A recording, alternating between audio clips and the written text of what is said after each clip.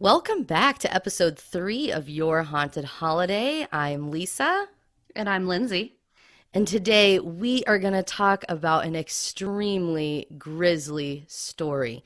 This is something, Lindsay, that nightmares are truly made of. And as somebody who's been researching this all week, I'm actually happy to get it out of the way because I don't want to think about it anymore. It's quite frankly freaking me out. This is Your Haunted Holiday at the Villisca Axe Murder House.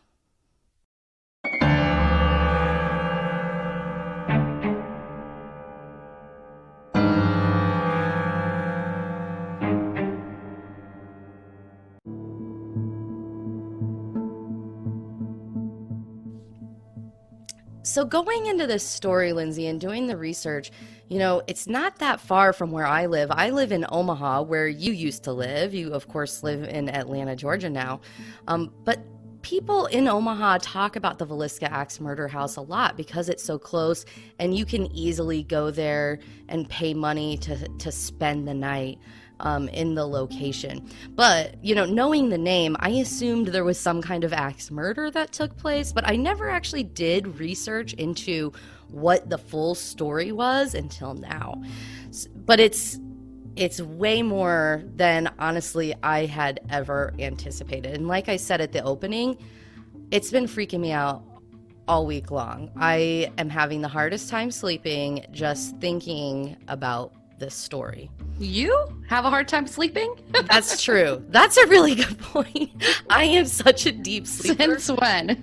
Well, and part of that too, Lindsay, is as you know, I'm watching our parents' dog this week, so I'm staying at their house, and their house in general just kind of freaks me out. It's a little bit it's a nice house, don't get me wrong, but it creeps me out. There's a lot more noises in this house than my house. There's a lot of open spaces in different little rooms where I feel like somebody could hide. And you'll know why that's terrifying in a little bit when you hear this story. But yeah, I've just had the hardest time sleeping this week, and I think that's a big part of it too. On June 9th, 1912, the Moore family went to a church gathering, and this was actually in the evening. A lot of people think on a Sunday they're probably going during the day for just a normal church service. This was actually a church event. It was kind of a year-end summer school type show that they were going to. So it was actually later in the evening that they went, and they saw, a ton of people there. It was supposed to be fun. And so the Moore family consists of Josiah Moore is the father, Sarah Moore was the mother, and then they had 4 children: Herman, Catherine, Boyd, and Paul. And when they were there, they actually had 2 friends with them, 2 little girls that were friends with one of their daughters, and they actually asked the family, hey, do you mind if, your daughters stay the night with us? They don't want to walk all the way back to your house. We'll have them back in the morning. No big deal. And they said it was fine.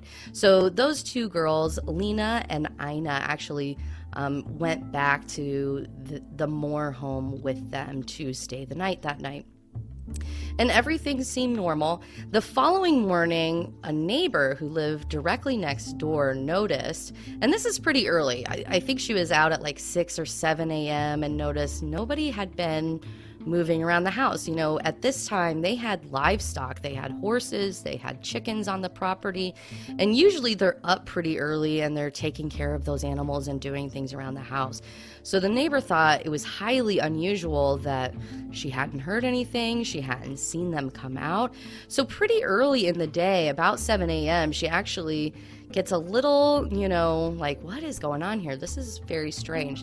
So she calls one of the Moore family members that doesn't live in the house. I think it was actually Josiah's brother, and said, hey, I've been knocking on the door. I haven't been able to get anybody to answer. The door's locked. Would you be able to come over and check in? So sure enough, this family member came over, got a key, went in the house, went into the guest bedroom, which is actually downstairs, and noticed blood and 2 bodies in the bed. And at that point, this family member actually stepped out of the house and did not do any further investigating upon that. They didn't really want to see anything else. They were freaked out, of course. This is a member of their family's home. He tells the neighbor, you need to call the sheriff to get over here right away. The sheriff went into the house, and he famously said something to the effect when he came back out of somebody is dead in every bed of the home. And as the sheriff went through the house, he started out in that same guest bedroom. And that is actually where they found the Stillinger girls, which were the family friends, Lena and Ina, and both of them had been hit with an axe and bludgeoned to death in the face with an axe. And they actually think Lena, who was 12 at the time, the oldest child in the house, was the only one that may have fought back. She did have some defensive wounds. It looked like her body had been moved a little bit.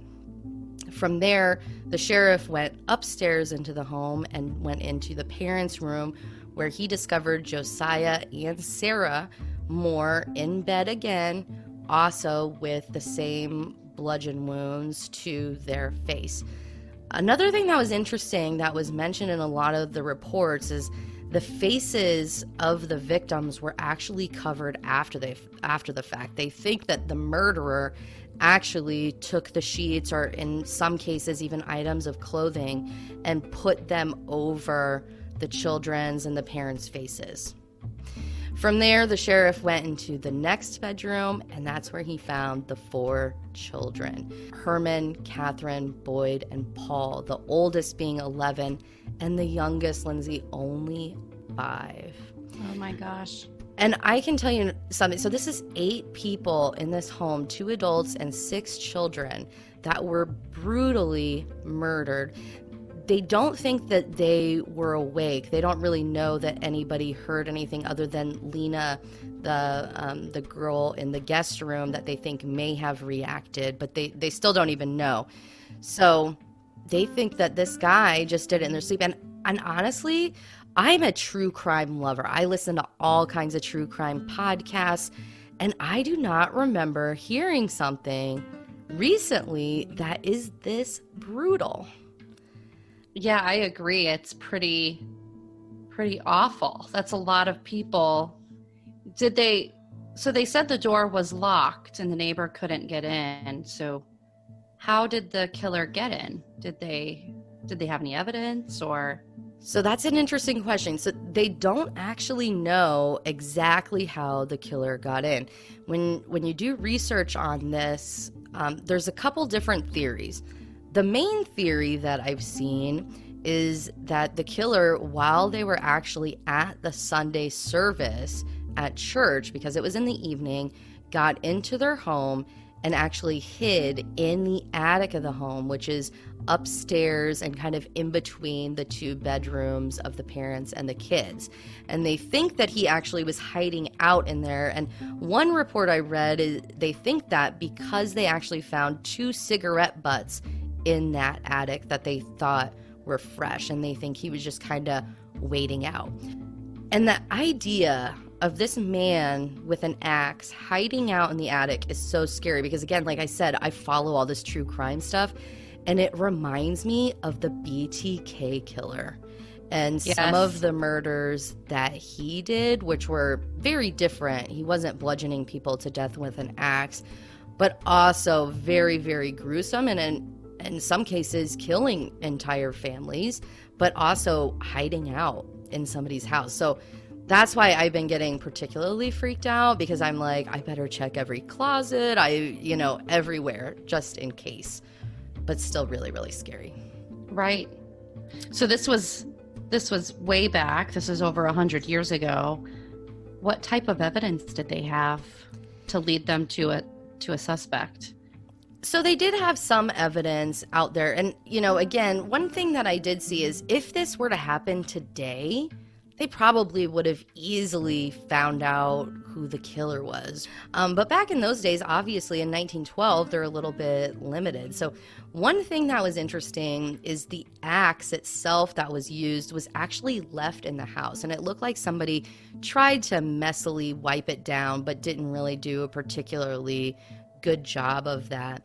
And next to the axe, and the axe was actually found in the guest room downstairs. And next to that same axe was 2 pounds of bacon wrapped in cloth sitting next to the axe. And people don't really know what this bacon was sitting there for. A lot of people think he was probably just planning on taking that with him when he left the home, but forgot to grab it on his way out. There's another theory that I am not going to say here because it is really disgusting. And if you're interested, feel free to look it up. But we're not going to talk about it here because it grossed me out the second that I heard it. The other thing that the person did, so they did find the cigarette butts. They also found a bowl of water in the kitchen that looked like the guy kind of tried to wash his hands in this bowl of water, and a half-eaten plate of food. So this guy hung around for a little while, Lindsay. He didn't just murder people and then try to run out of the house as fast as he could.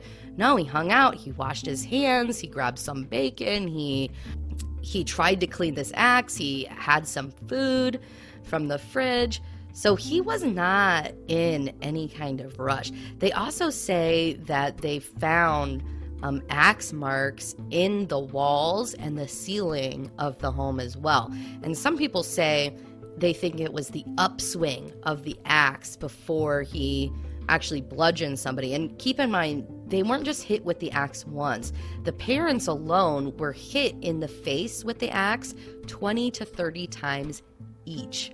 So it was overkill that he was doing, especially to the parents. My understanding is the parents suffered a lot more of the hits to the head. He also, which is really weird, went through the drawers and actually found clothing so that he could cover all the mirrors in the house. And it makes me wonder, was he, just didn't want to see his own reflection for some reason and deciding to cover the mirrors? That was something really odd that they discovered there as well. You also mentioned, Lindsay, that the doors were locked and the family member actually had to get a key in order to get into the house. They say that the killer actually took the keys to the home when they left and locked the doors, which is why the doors were locked when they tried to go in and see what was going on. So that's really the story. Very tragic. Just a crazy, crazy story that something like that could happen. But that in mind, there are numerous theories on who could have done something like that. If you go online, I'm not going to go through all of the different suspects, but there were quite a few. There was one suspect in particular that actually did go to trial. They say that he was a reverend named Kelly, and he was a traveling preacher that would go to different churches. And this preacher actually happened to be at that church service the night of June 9th when the family was there. And he actually left the following day. So the day, the bodies were discovered at about 5 a.m. via train. And some of the travelers that were on that train with him claimed that he said to them, "There's 8 dead souls back in Villisca." This is all hearsay, who knows? Because at the time, this story went crazy. I mean, this was a nationwide story. So you know how it is sometimes when people talk and they're like, "Oh, I heard this," or "I heard that," and it turns into this game of telephone. There's nothing out there that really says that for sure, but people say that he said that, and that was before the bodies were actually discovered a few hours later. This man, Reverend Kelly, was actually known to be a peeping Tom. He was arrested previously for writing lewd letters to women, and he spent time in a mental hospital prior to this. So I feel like he's kind of a good subject. On top of that, he actually confessed to the crime. He was taken into questioning by police, and he confessed and signed his confession. So they took him to trial. And apparently the jury noticed there was some bruising on his face. And this was a small man. Apparently he was only about 5'2", 120 pounds. And they thought, there is no way that this tiny man actually did this crime. So they thought that the confession was coerced, and they acquitted him. We still don't know who it is. The other theory that I think is really, really interesting is apparently around this time frame at the turn of the century, along the Southern Pacific Railroad tracks, the towns that are kind of along that, there were a number of axe murder killings.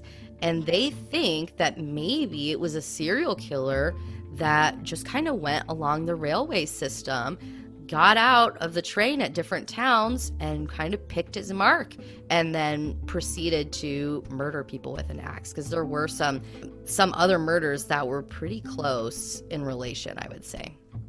So I'm not a criminologist or anything like that, but, I definitely listen to a lot of true crime stuff as well. And this kind of, to me, sounds more like a serial killer type of person who, it doesn't seem like someone who potentially knew them, even though that's usually the most likely case. This just seems so unusual. You don't see a lot of cases like this where you have whole families murdered. Yeah, but to that point too, Lindsay, it also seems to be kind of a very personal crime. Like, I'm very conflicted on this too, because it's so personal that he actually hit the parents more times than the kids. It's very much a violent overkill, which to me says they had some kind of vendetta. But it is interesting to think about. I wonder what an FBI profiler would say today about who they think would meet the profile of the type of person that would do this.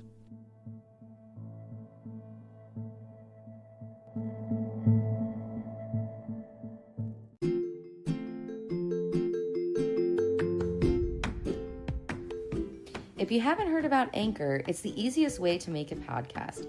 Let me explain. It's completely free, and this is how I actually started my podcast. There's a creation tool that allows you to record and edit your podcast right from your phone or computer. I'm actually using my iPad. Anchor will distribute your podcast for you, so it can be heard on Spotify, Apple, and many more.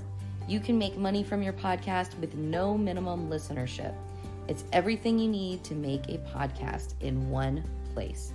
Take a moment to download the free Anchor app or go to anchor.fm to get started.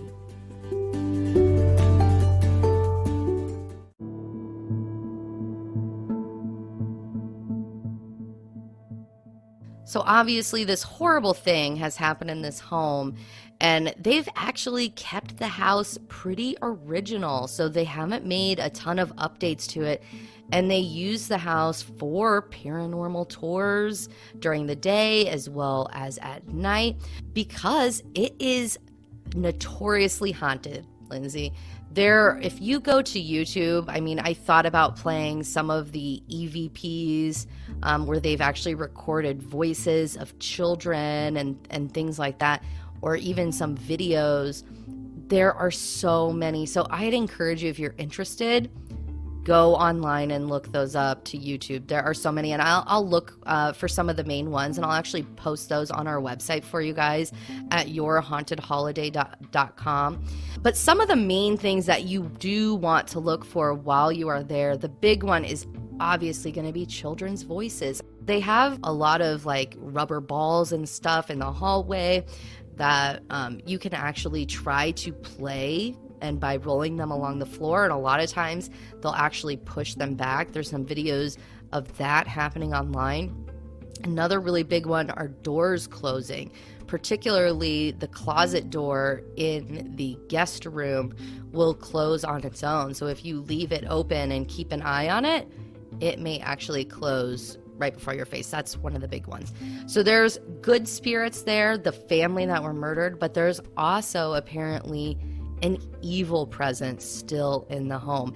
And this evil presence, they think, is the killer, which is so interesting because the killer did not die at the home, right?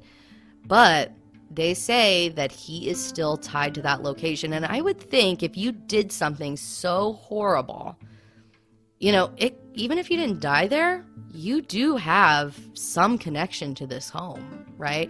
I think there's plenty of other ghost stories out there of people who passed away, at the hospital or something like that, but then they continue to haunt their family home or a place that they had a really close connection to while they were living.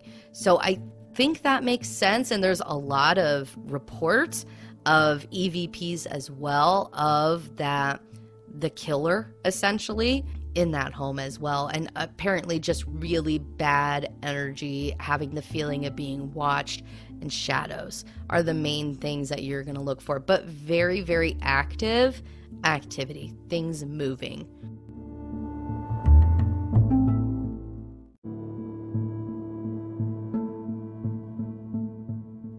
All right, and Lindsay, we just talked about the history of the place, and this is a place that I have always wanted to go to, but I never have. And I thought there's got to be someone where I live, because it's not that far from Omaha, which is where I live and you used to live, Lindsay, that has been to the Villisca Axe Murder House. And then I thought, my gosh, Janine, one of my best friends from work, she told me that she had stayed the night at the Villisca Axe Murder House. And I don't think, she has really told me a lot of details about it. So this will be our first time getting some of the information from Janine on what her experience was like. So I'm going to go ahead and welcome Janine. Welcome, and thank you for joining the show. Hi, thank you. Thanks for having me. Yeah, we're so excited that we know somebody that's been there. So why don't you tell us, did you have to wait to go? Was there like a waiting period in order to be able to book the house? I've heard rumors that you might have to book it up to a year in advance. Yeah, we did have to. We booked this I was back, I visited the house back in November of 2003 is when we went. So it's been many years. And even then, we booked probably in the summertime, and we were actually the last visitors who spent the night for the season, because they are not open in the winter. We were the last ones to visit the house back in 2003. So it was right before Thanksgiving in November of 2003 that we were there. So it was probably a little bit chilly then. Is the house heated? Very chilly. No, so the house is restored to its original condition at the time that the murders took place. So there is no electricity, there is no heat. It was very cold. We did have to bundle up with lots of layers, brought blankets, things like that. No space heaters, because obviously there's no electricity or anything like that in there. So it was very cold. I don't know about that, Janine. I gotta say, you have guts to go there. I've also heard about the running water. Is there no running water? Where do you go to the bathroom? So at the time that we visited, that is correct. There was no running water. There was an outhouse outside, like your traditional outhouse. They have since upgraded, and I haven't been there for many years, but I've heard that since that they have upgraded an outdoor area that does have running water tanks and that sort of stuff. So they kind of upgraded their outhouse area. But at the time, there was just the outhouse, which was very scary to go out in the dark to go to the restroom. I was going to say, not only the ghosts, but the spiders. I was just going to mention that I've wanted to always go, and I was about to say deal breaker. No running water. So I'm glad to hear. Yeah. So when you did arrive, did they give you a tour and tell you about the history, or was it just like, all right, there you go, you're in the house? So when we arrived, we met at the house, and we met the owner of the property at the time. And he gave us a tour of the house, gave us a story, the history of everything, showed us and the upstairs, the bedroom, the downstairs bedroom, and told a tale as we were kind of going through the tour on the house. And then he left and said, "We'll see you tomorrow." All right. And I am going to ask you this now before we even get into what your experience was at the house. Did you plan on actually sleeping in the house? Are there beds for you to sleep in, or did you book like a Holiday Inn Express down the street or something? No, so you stay up all night. There are beds in the house, but they're the original beds or have been restored back to that sort of time. So, there was the parents' bedroom. They had a bed. There were the kids' beds, and then the two beds downstairs where the friends of the family were saying, you don't sleep while you're there. It's sort of like you're up all night investigating, hanging out, waiting for something to happen, kind of a thing. Oh, okay, interesting. Because I am not sleeping in one of the original beds. I can tell you that. No. Yeah. Nope, never. All right, so I got to give you some props because I started, looking up the history of this place, and I knew that there was some kind of axe murder just based on the name of the location, but I really had no idea that it was going to be 8 people killed via, a murderer with an axe that was never caught. To me, that's like another level of scary, haunted. Yeah. And when you entered the house, what was your initial feeling with the group? Were you scared? Was it good? That was probably my first time doing anything of like that. And so I didn't know really what to expect or what was in store for us. I had heard the tales and the stories and those things. The house is very small. Well, one, in the neighborhood that it sits in, it is, it's the original house and it hasn't been, modernized in any way, but the neighborhood around it has evolved. And so it sticks out like a sore thumb, and it's just sort of creepy when you first look at it. But when you walk inside, it's very dark, very old, because everything is the original from that time. And you walk in and there is the kitchen area, and downstairs there was like a living room or a parlor. And that's, we spent a lot of time just sitting in there and kind of just talking. We packed a cooler, brought some food, and, kind of did those types of things. But I was fine downstairs. I did not like the upstairs area, and that sort of gave me really bad vibes. Because the story goes that, the family was out at an event, I believe at the church or something, and they came home, went to bed, and someone was hiding in the attic, which is upstairs, right in between the 2 bedrooms, so the parents' bedroom and then their children's bedroom. And I did not like being upstairs. We were up there for the tour, and I knew right away that I did not like it, and I got out of there right away. And I probably only went up there one other time, and I could not bring myself to go into the attic just because I didn't like the way that it was making me feel. So when you say the way it was making you feel, can you elaborate a little bit? Was it like a heavy feeling? Was it, I don't know. How would you describe it? It was almost like my heart started to race a little bit, and I just felt very uncomfortable in my surroundings. When you go someplace like downstairs, I was totally fine. I felt great being downstairs. Upstairs made me very nervous and sort of anxious a little bit, and just sort of on edge. Yeah, which to me really tells me that something's probably going on there, right? Because if you're feeling fine in one area of the house and then you move to another area of the house, what's the difference mentally, right? Like, people were murdered in both of those sections of the home. You know what I mean? And right. So, yeah, I totally understand that, where you enter a place and you can just kind of feel that sensation of, your heart racing. I've absolutely had that happen before. So did you see anything move? I know some of the things people talk about is the kids like to play with balls and toys in the house. Did you guys try to stir any of that kind of action up?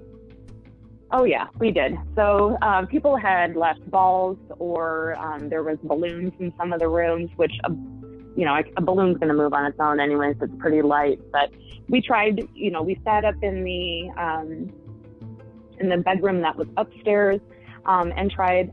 And a lot of people spent a lot of time. I went with a group of girls from work at the time, and a lot of them spent a lot of time upstairs trying to do that stuff. I didn't spend very much time upstairs because I didn't like it, but we tried to sit in the bedrooms, trying to talk to them, trying to get them to move things, to give us a sign that, is there somebody here with us? Your traditional questions that you ask to try and provoke some sort of activity. And then downstairs in the bedroom where the 2 friends were sleeping, in that room too, we tried. There was a closet in that room, and some reports had said that if you stand with your back to the closet, you can kind of feel like somebody touch you, or those types of things. So we tried to do all the things that we had heard in the stories to see if we could get any activity. Unfortunately, we never saw anything or never experienced anything during my time that I was there. we stayed up all night, but nothing came through. Unfortunately or fortunately, right? Because True. I've been doing a lot of research on it, and there's supposed to be the good ghosts. I don't know if that's the right term. The good ghosts, which are the children, the family members that had this tragic experience happen. And then there's a lot of reports of an evil spirit there, and they think that it's actually the murderer that's presence is still tied to that house.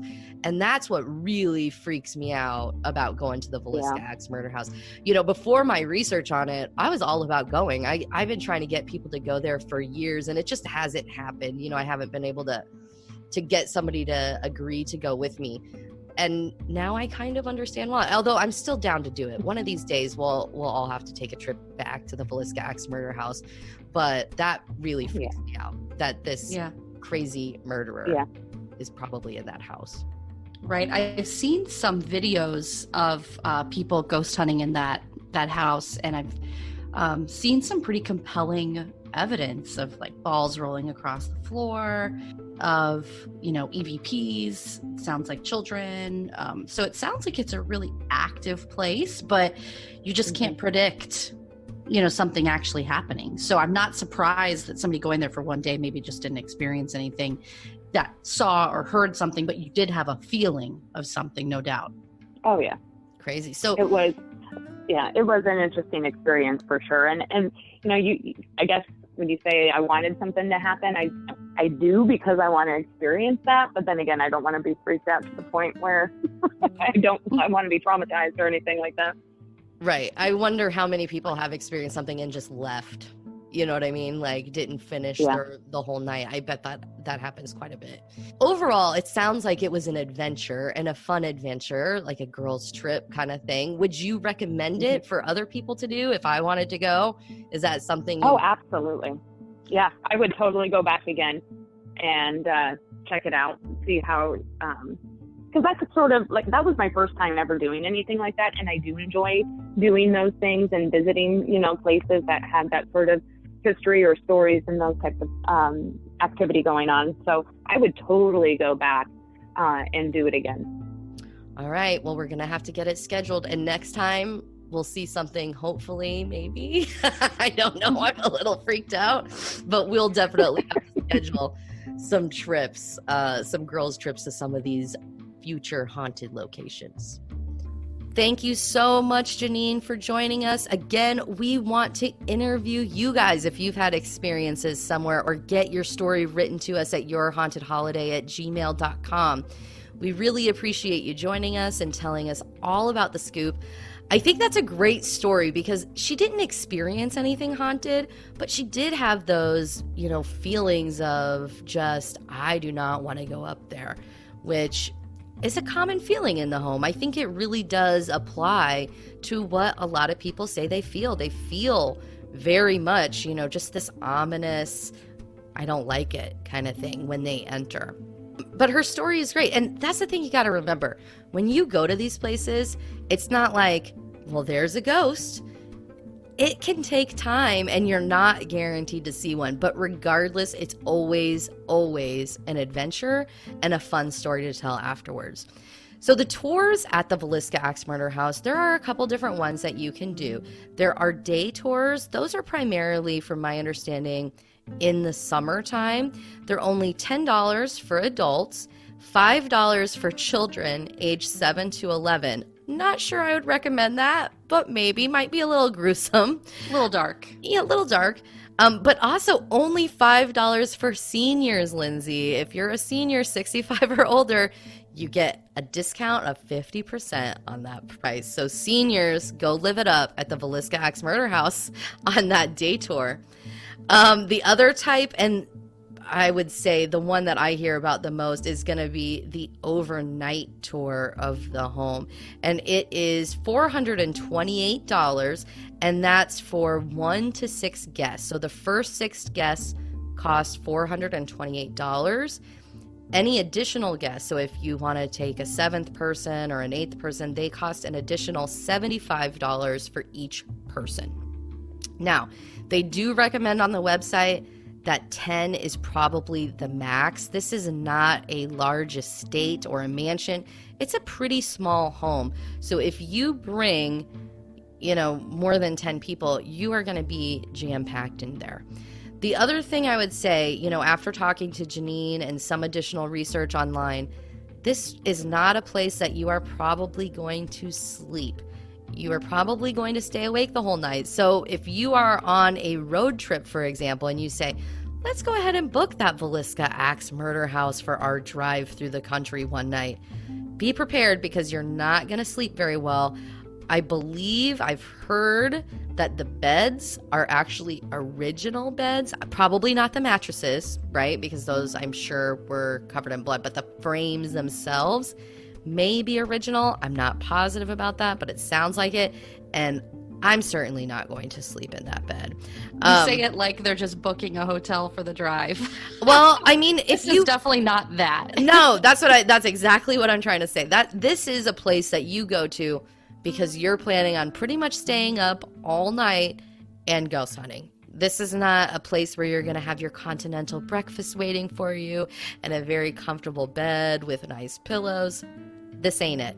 This isn't the Marshall House.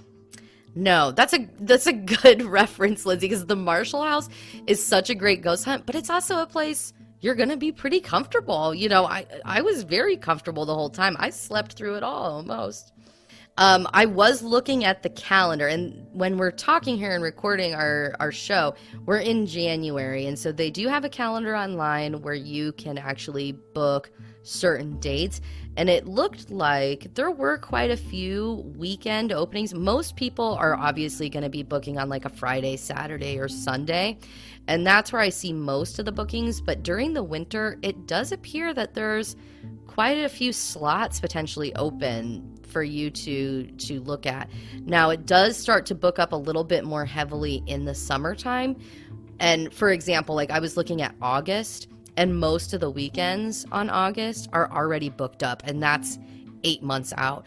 But like weekdays, if you're able to do a weekday, it looks like there might be some openings there. Now, I don't know if there's certain days that they're just closed and won't allow you to book it. That's totally possible, but there were some that you might be able to get into. So this is a place you really want to plan ahead of time.